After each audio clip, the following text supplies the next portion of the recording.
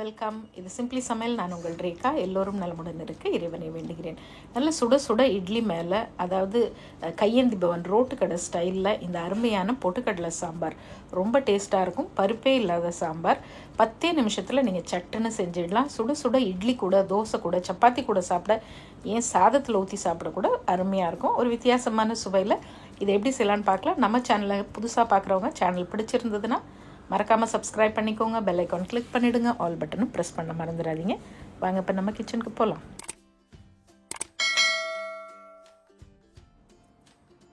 ஒரு வெங்காயம், பெரிய வெங்காயம், ஒரு 10 சின்ன வெங்காயம் ஒரு 10 இருந்தால் சேர்த்துக்குங்க. நல்ல டேஸ்ட்டாக இருக்கும். நல்ல பழமான 3 தக்காளி, சும்மா எல்லாமே ரஃப்பாக கட் பண்ணி வச்சுக்கலாம். ஒரு 5 பல் பூண்டு, 2 பச்சை மிளகா. உங்கள் வீட்டு சமையல் அதிக சுவையாகவும் சீக்கிரமாகவும் செஞ்சு முடிக்க நீங்கள் எல்லோரும் என்னை ரொம்ப நாளாக கேட்டுட்டு இருந்த என்னுடைய ஸ்பெஷல் செந்தூர் மசாலாஸ் இப்போ உங்களுக்காக தயாராக இருக்குது. தேர்ந்தெடுக்கப்பட்ட முதல் தரமான பொருட்களை கொண்டு ட்ரெடிஷ்னல் கிரைண்டிங் ப்ராசஸில் எங்கள் வீட்டுக்கு நாங்கள் எப்படி அரைப்போமோ அதே மாதிரி உங்களுக்காகவும் நானும் என்னுடைய குழுவும் சேர்ந்து செஞ்சுருக்கோம். அதோடைய டீட்டெயில்ஸ் எல்லாம் டிஸ்கிரிப்ஷன் பாக்ஸில் கொடுத்துருக்கேன். இது எல்லாத்தையும் அப்படியே ப்ரெஷர் குக்கரில் போட்டுடலாம். நம்ம கொத்தமல்லியோட காம்பு இருக்குது பாருங்கள், அதை கொஞ்சம் கிள்ளி போட்டுக்குங்க. நல்ல வாசனையாகவும் சுவையாகவும் இருக்கும். அதுக்கப்புறமா ஒரு 1/4 டீஸ்பூன் மஞ்சத்தூள், நம்மளுடைய செந்தூர் மசாலாலேருந்து 1/2 டீஸ்பூன் செந்தூர் குழம்பு மிளகாய் தூள் சேர்க்குறேன். செந்தூர் சாம்பார் பொடி அதில் ஒரு 1/2 டீஸ்பூன். நீங்கள் செந்தூர் மசாலா வாங்கி வச்சுருந்தீங்கன்னா அதை யூஸ் பண்ணி பாருங்கள்.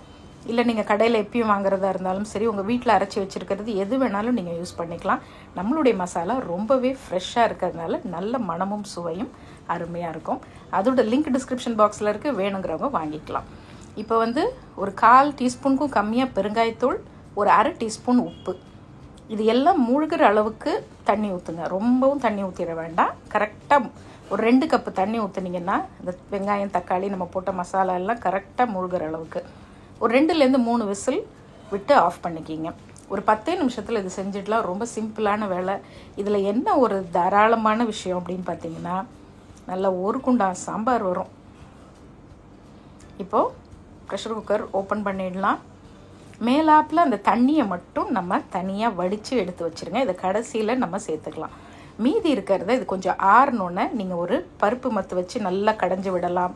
அப்படி இல்லைன்னா மிக்சியில் போட்டு லைட்டாக பல்ஸ் மட்டும் பண்ணுங்கள். அதாவது கொரகொரப்பாக இருக்கணும், ரொம்ப நைஸாக பேஸ்ட் மாதிரி அரைச்சிடக்கூடாது.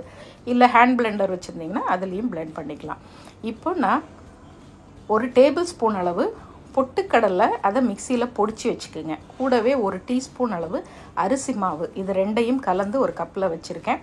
இதில் கொஞ்சமாக தண்ணி ஊற்றி கட்டி இல்லாமல் கரைச்சி தனியாக வச்சுக்கோங்க. நம்ம வடித்து வச்ச அந்த தண்ணியவும் தனியாக எடுத்து வச்சிடுங்க. இப்போ அதே ப்ரெஷர் குக்கரில் ஒரு டேபிள் ஸ்பூன் அளவு எண்ணெய் ஊற்றிக்கிங்க. தேங்காய் எண்ணெயில் தாளித்தா ரொம்ப நல்லாயிருக்கும். நெய்லையும் தாளிக்கலாம். 1 டீஸ்பூன் கடுகு, 3/4 டீஸ்பூன் உளுத்தம்பருப்பு, 1/2 டீஸ்பூன் சீரகம், கொஞ்சமாக வெந்தயம், இது 4 தான் தாளிக்க போடுறோம். இது நல்லா பொரிஞ்சு வந்தோடனே பாருங்கள், மிக்சியில் தான் நான் இப்போ அரைச்சிருக்கேன். ஜஸ்ட் ஒரே ஒரு பல்ஸ் பண்ணால் போதும்.